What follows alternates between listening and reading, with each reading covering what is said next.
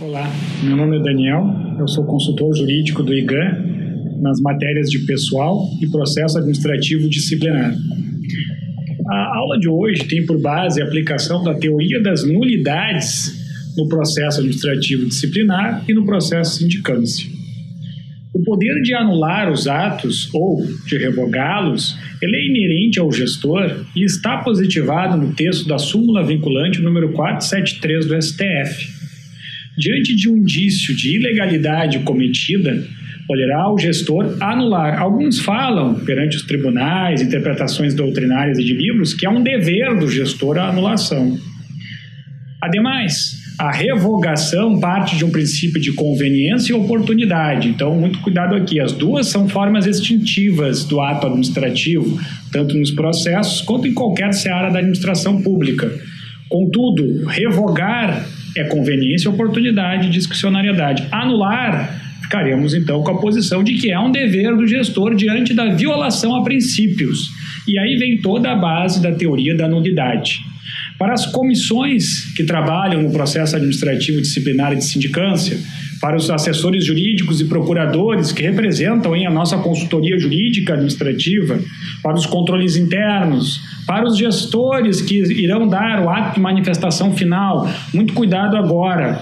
Pessoal, quando diante aí de algum ato administrativo que poderá violar princípios como ampla defesa e contraditório, o judiciário, instado a se manifestar, não tardará a anular o processo administrativo se for assim necessário. A anulação, vale dizer, provoca efeitos ex tunc, ou seja, retroage até a data desse defeito, desta violação, e extermina o processo como um todo. Então, a anulação representa efeitos severos para a administração, que tem que voltar até o status quo antes, até o momento inicial, para de novo refazer o seu trabalho. Então, atenção aqui. Certo? Diferentemente, apenas para constar, a revogação não. A revogação apresenta efeitos ex nunc, ela não retroage. É do ato dali para frente. Retornando então à anulação, temos aí um posicionamento de jurisprudência no mandado de segurança 12.153 do Distrito Federal, que fala num princípio base para a teoria das nulidades no processo, qual seja, pas de nullité sans griffe, ou seja, somente é possível anulação quando demonstrado prejuízo para o indiciado. O indiciado não poderá provocar esses segmentos de nulidade no processo. Eu me explico. Prejuízo, como anteriormente dito, é quando eu não tenho a oportunização de ampla defesa e contraditório. Então, comissão, sigam os prazos de defesa, de oportunização de defesa ao acusado. Se lá diz que a defesa tem que ser apresentada pelo indiciado em 15 dias, cumpra esse prazo. E como eu cumpro esse prazo? Realizando a devida notificação ou citação, intimação, como o rito queira chamar, deste indiciado. Ele tem que estar ciente de que o prazo para ampla defesa está correndo contra si.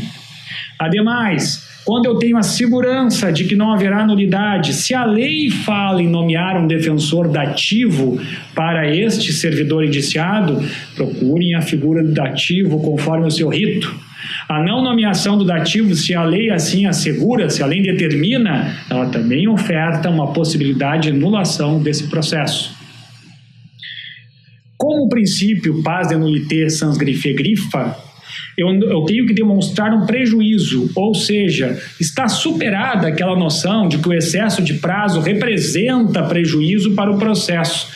Ou, lado outro, para que o indiciado utilize de que o excesso de prazo é gravoso, ele tem que demonstrar que isso ofendeu algum princípio constitucional para ele. Não foi dado o devido processo legal, não foi oportunizada ampla defesa e contraditório. Somente assim ele conseguirá provar que aquele excesso de prazo, aquela omissão administrativa é um dano à sua causa, à sua defesa.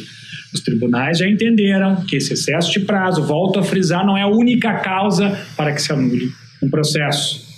Eu posso exemplificar ainda a possibilidade de anulação de um PAD ou de uma sindicância investigativa não tem contraditório em ampla defesa.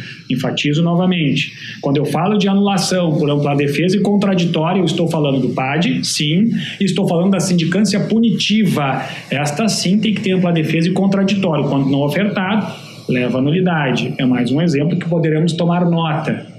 Por fim, eu quero destacar a aplicação das penalidades.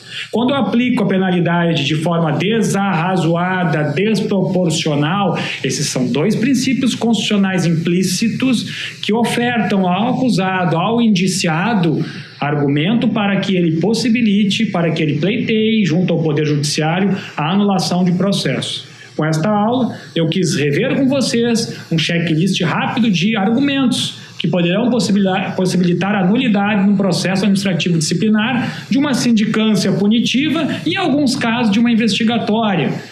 Conto com vocês sempre para os nossos cursos. Obrigado.